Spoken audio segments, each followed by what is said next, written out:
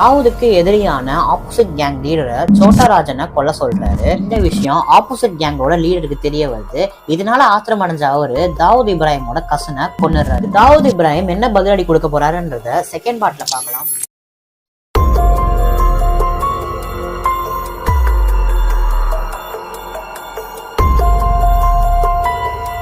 தன்னுடைய கசினை இறந்ததுனாலேயே தாவூத் ரொம்பவே கோவமா சோட்டா ராஜனை கூப்பிட்டு, நீ கொடுத்த வேலையை சரியா செஞ்சு முடிக்காதனால என் கசின் இறந்துட்டான்னு சொல்லிட்டு ரொம்பவே கோவமா வார்ன் பண்றாரு.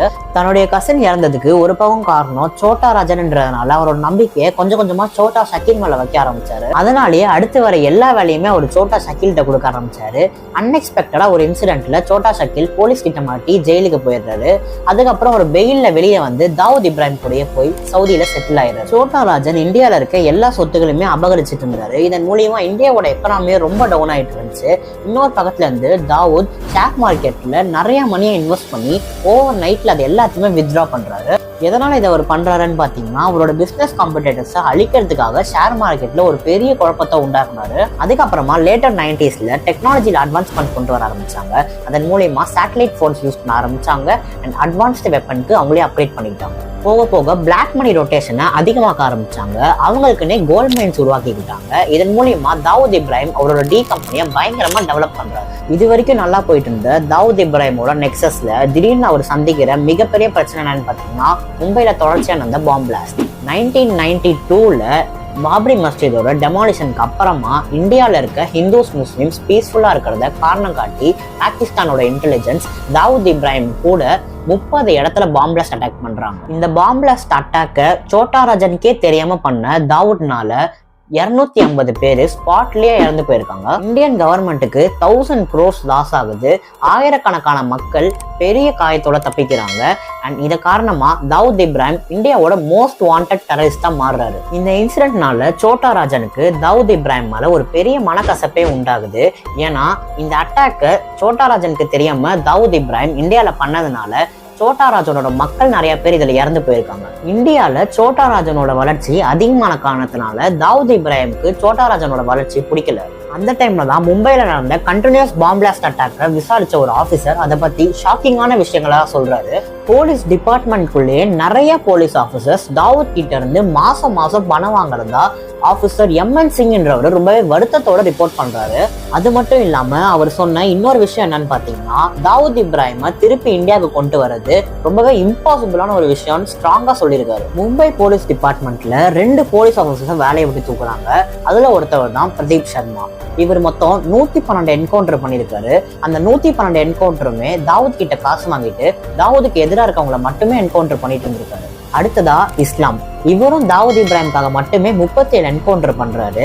இதுல இருந்தே தாவூத் இப்ராஹிமோட இன்ஃபுளுன்ஸ் போலீஸ் டிபார்ட்மெண்ட்லயே எந்த அளவுக்கு இருக்குன்னு நம்மளால தெரிஞ்சுக்க முடியும். 2004ல அமெரிக்கன் கவர்மெண்ட் தாவூத் இப்ராஹிமை மோஸ்ட் வாண்டட் கிரிமினலா அனௌன்ஸ் பண்ணாங்க. அண்ட் ஃபோர்ப்ஸ் மேகசின்ல தாவூத் இப்ராஹிமை டாப் 10 மோஸ்ட் வாண்டட் லிஸ்ட்லயும் தெரிவிச்சாங்க. தாவூத் இப்ராஹிம் திருப்பி இந்தியாக்கே வரமாட்டாருன்னு நினைச்சிட்டு இருந்த டைம்ல இந்தியால ஒரு லாயருக்கு போன் பண்ணி தான் சரண்டர் ஆறதா சொல்றாரு. அந்த லாயரோட பேர் என்னன்னு பாத்தீங்கன்னா ராம்ஜெத் மலானி. இவர் இந்தியால ரொம்பவே கிரிட்டிக்கலான கேசஸ் எடுக்கிறது மட்டும் இல்லாம அது ஜெயிக்கவும் செய்யறாரு. சோ இந்த லாயரை கான்டாக்ட் பண்ணி Dawood Ibrahim Indian government negotiate பண்றதுக்காக பேசுறாரு. அப்படியே நெகோசியேஷன்ஸ் வச்சிருக்காருன்னு பாத்தீங்கன்னா, ஒரு போலீஸ் டிபார்ட்மெண்ட் கிட்ட சரண்டர் ஆக மாட்டாரு. அதுக்கு பதிலா அவரே ஒரு இடத்த கட்டி அதுல ஒரு ஹவுஸ் அரெஸ்டா இருந்துக்கிறேன்னு சொல்றாரு. அடுத்ததா மும்பைல நடந்த கண்டினியூஸ் பாம்பு பிளாஸ்ட் அட்டாக்கை தவிர அவர் மேல வேற எந்த கேஸுமே ஃபைல் ஆகக்கூடாதுன்றது நெகோசியேஷனா வச்சிருக்காரு. என்னதான் இந்தியன் கவர்மெண்ட் இவரை பிடிச்சிடலாம்னு நினைச்சாலும் இந்தியால இருக்க பொலிட்டீஷியன்ஸ், ஆக்டர்ஸ் அண்ட் போலீஸ்ல இருக்க ஹையர் அஃபீஷியல்ஸ் இதை விரும்பல. ஏன்னா தாவூத் இப்ராஹிம் திருப்பி இந்தியாவுக்கு வந்தா இவங்களோட உண்மைகள் வெளியே வரும். இந்த சிச்சுவேஷனை யூஸ் பண்ணிக்கிட்ட பாகிஸ்தான் தாவூதுக்கு கராச்சியில தங்குறதுக்கு இடம் கொடுக்குறாங்க. ஸோ இதை யூஸ் பண்ணி தாவூத் கராச்சியில போய் செட்டில் ஆகுறாரு. பாகிஸ்தான்ல பர்வேஸ் முஷ்ரஃப்ன்ற ஆர்மி ஆஃபீஸரோட குரோத்துக்கு காரணம் தாவூத் இப்ராஹிம். எலெக்ஷன் கேம்பெயினுக்காக பணத்தை வாரி அரைச்சது தாவூத். 2010ல பாகிஸ்தானோட சென்ட்ரல் பேங்க் இழுத்து மூடுற டைம்ல அவனோட காசை கொடுத்து திருப்பி பாகிஸ்தானோட பேங்க் திவாலமா பார்த்துக்கிட்டது தாவூத் இப்ராஹிம். பதிலுக்கு பாகிஸ்தான் கவர்மெண்ட் தாவூத் தங்கறதுக்கு கராச்சியில ஒயிட் பேலஸோட 24/7 ஆர்ம்டு ஃபோர்ஸஸோட சேஃப்கார்ட் பண்றாங்க. தாவூத் அவரோட பொண்ணை பாகிஸ்தான் கிரிக்கெட் பிளேயரோட பையனுக்கு கல்யாணம் பண்ணி வைக்கிறாரு. இது மூலயமா கிரிக்கெட்ல நிறைய மேட்ச் பிக்சிங் பண்றாரு. இந்த மேட்ச் பிக்சிங் பத்தி தெரிய வந்ததுனால அந்த பாகிஸ்தான் பிளேயர் இந்தியாக்குள்ள வரவே கூடாதுன்னு சொல்லிட்டு இந்தியன் கவர்மெண்ட் அவரை பேன் பண்றாங்க. இதெல்லாம் ஒரு பக்கம் நடந்துட்டு இருக்கும் போது மறுபக்கம் சோட்டா ராஜன் டி கம்பெனில இருந்து ரிலீவ் ஆகி உயிருக்கு பயந்து நிறைய நாடுகளுக்கு ஓடி ஒளிய ஆரம்பிக்கிறாரு. தாவூத் இப்ராஹிம்னால இந்தியாக்கே வர முடியாத போதும் சோட்டா ராஜன் ஏன் ஊரா பயந்து ஓடினாருன்றதுக்கான காரணம் சோட்டா ஷக்கீல் சோட்டா ராஜனோட பேங்காக் ஹோட்டலுக்கே போய் சோட்டா ராஜனை அட்டாக் பண்ணதுனால சோட்டா ராஜன் பயந்து ஊரா ஓடி கடைசியில் ஆஸ்திரேலியால போய் தலைமறைவாகிறாரு. 26 அக்டோபர் 2015 இந்தோனேஷியால இருக்க பாலியில இன்டர்போல் ஆஸ்திரேலியன் ஆபீசர்ஸ்னாலையும் இந்தோனேஷியன் அத்தாரிட்டிஸ்னாலையும் சோட்டா ராஜன் அரெஸ்ட் பண்ணப்படுறாரு. அதுக்கப்புறமா இந்தியால டெல்லியில இருக்கிற திஹார் ஜெயில ரொம்ப ஹை செக்யூர்டா சோட்டா ராஜனை அரெஸ்ட் பண்ணி வச்சிருக்காங்க. ஜெயில சோட்டா ராஜன் தாவூத் இப்ராஹிம் தன்னை கொன்றுவாருன்னு பயத்தோடய டெய்லி வாழ்ந்துட்டு இருக்கப்ப இதுக்கேத்த மாதிரி இந்தியன் கவர்மெண்ட் இதை சஸ்பெக்ட் பண்ணி சோட்டா ராஜனுக்கு வைக்கக்கூடிய ஃபுட்டை கூட டெஸ்ட் பண்ணி தான் ஒரு தடவையும் அவருக்கு கொடுக்குறாங்க. இப்படி ஒரு கொடூரமான கிரிமினலான தாவூத்தை இந்தியன் கவர்மெண்ட் பாகிஸ்தான் கவர்மெண்ட் கிட்ட ஒப்படைக்க சொல்லி அத்தனை தடவை கேட்டோம். பாகிஸ்தான் கவர்மெண்ட் தாவூத் இப்ராஹிம்னு ஒரு ஆளே அவங்க கிட்ட இல்லைன்னு சொல்லி மறுத்துடுறாங்க. அமெரிக்கன் கவர்மெண்ட் பாகிஸ்தான் கவர்மெண்ட் மேல அதிகபட்ச ப்ரெஷர் போட்டு ஃபோர்ஸ் பண்ணி அவங்க நாட்டோட பயங்கரவாதி லிஸ்ட்டை வெளியிட வைக்கிறாங்க. அப்படி வெளியிட வைக்கிறது மட்டும் இல்லாம அவங்களோட அக்கௌண்ட்ஸையும் பிளாக் பண்ண செய்யறாங்க. அந்த லிஸ்ட்ல இருந்த ஒரு நபரோட பேரு தாவூத் இப்ராஹிம். அந்த லிஸ்ட்ல ஷேக் அல் ஹசன் என்ற பேரு தாவூத் இப்ராஹிமோட பேருக்கு பதிலாக கொடுத்திருந்தாங்க. அப்படின்னா வேற ஒன்றும் கிடையாது, தாவூத் இப்ராஹிமுக்கு இருந்த பல போலி பெயர்கள்ல அதுவும் ஒண்ணு. இந்த விஷயம் முழுமையா கன்ஃபார்ம் ஆனதுக்கு அப்புறமா இந்தியன் கவர்மெண்ட் பாகிஸ்தான் கவர்மெண்ட் கிட்ட தாவூத் இப்ராஹிமை திருப்பி இந்தியா கிட்ட ஒப்படைக்க சொல்லி கேட்கறாங்க.